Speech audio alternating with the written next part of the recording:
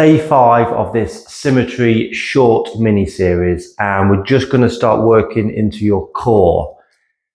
This will be a great foundational piece to your core training. It's where we should generally start our core training. One of the best exercises we can do, I believe, for the core. And then we'll also move into a transitional flow movement. It's going to work the posterior chain of the body just to balance that out. So we're going to start with the hollow body hold, and we're going to do a little bit of a cycle as we do the hollow body hold. So the minimum regression for the hollow body hold will be at a tucked position where we bring our knees in closer to the chest. The full position is where our legs are extended and our arms are extended overhead. But just initially, I just want you to feel the position, feel the tension that needs to be created with the hollow body hold, and don't skip too far ahead and compromise your form. So basically, the hollow body, we're going to lie on our back, knees bent roughly 90 degrees, feet on the floor, hands by our sides. Now when we lie here naturally, you'll notice if you can put your hands in your lower back area, there's a gap and where the natural curve of your spine is, your lower spine, the lumbar part of your spine.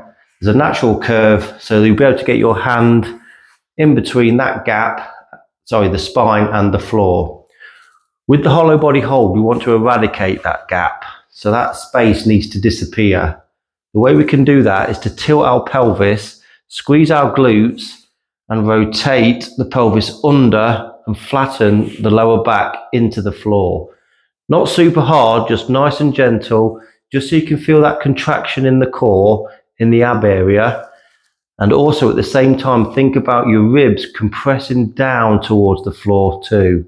So everything's pulling down in towards the floor, and we eradicate that gap that was there before between the lower back and the floor. Once we've eradicated that and we've got nice tension through the ab area, we can just lift our shoulders to create even more tension, and then lift our feet just slightly off the floor. Point our toes to show good position and breathe in this position. So we breathe into our abs, into our diaphragm, and as we exhale, we pull everything in tighter. Pull in. Imagine you're trying to suck your belly button into the floor, and it's almost kind of trying to make that area really thin as you do so. So just to reiterate, that space that's there as you lie naturally, we want to eradicate that. Squeeze that space so your lower back is now in contact with the floor. Compress the ribs down. Lift the shoulders. Feel that tension in the ab area. Then lift the feet. This is our tucked hollow body position. To make it easier, you can come up a bit higher, but I do like to have this nice angle for the starting position. It's doable for most people. Lift the shoulders completely off the floor, relax the neck, and just concentrate on breathing into the ab area. So you might stay there for a minimum of 10 seconds initially, then come out of it, rest for 30 seconds, do another 10-second hold, and repeat that a few times.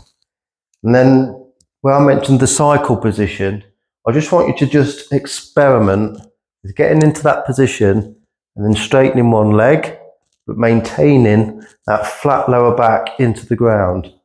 And then return, and then the other leg, and then return. And at no point during that cycle should this arch reappear.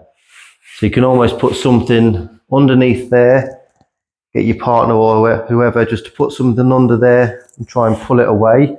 And your lower back should be stopping them being able to pull it away. If you've got a cloth or something under there, just keeps you nice and honest. Because we don't want that tension being lost between the lower back and the floor. We must maintain that eradication of that space. So if we can only hold that here, that's fine for now. Just hold that there. If you want to add a little bit of a challenge, just straighten the leg. Don't straighten the leg up here. Keep it nice and close to the floor, but maintain that lower back fighting into the floor as you cycle. You could maybe cycle 10 times before resting and then repeating after around 30 seconds. Once you've done that, we'll spin around and we'll come into our seal stretch. And this is just a way of just focusing now on the posterior chain and just going into a little flow sequence just to recover from that. So squeeze your glutes nice and tight, push the floor away, stick the chest out, roll the shoulders backwards and look up and hold this position. And then we can push through the floor, transition into child's pose, where we just stretch the shoulders, sit back onto our heels, and just slowly transition through these two positions. Keep the arms locked at all times. As you transition, keep tension through the abs. Don't let the hips sag. Keep them tight and a nice curve in the spine. Squeeze your glutes at the earliest opportunity. Squeeze, squeeze, squeeze. This will protect your lower back. Push away, squeeze the shoulder blades together, and then return and just spend around 2 minutes just transitioning from these two positions, nice and slow and smooth. And just work that posterior chain and the mobility of that posterior chain. Nice and relaxed. Breathe throughout, don't hold the breath. Good rule of thumb is 2 to 3 seconds in through the nose and then 6 to 7 seconds out, just as you flow through that position. So yeah, try those two positions, those two exercises. Let me know how you get on, and any help or anything, just drop me a message and I'll be quick to reply. And I will see you on the next one.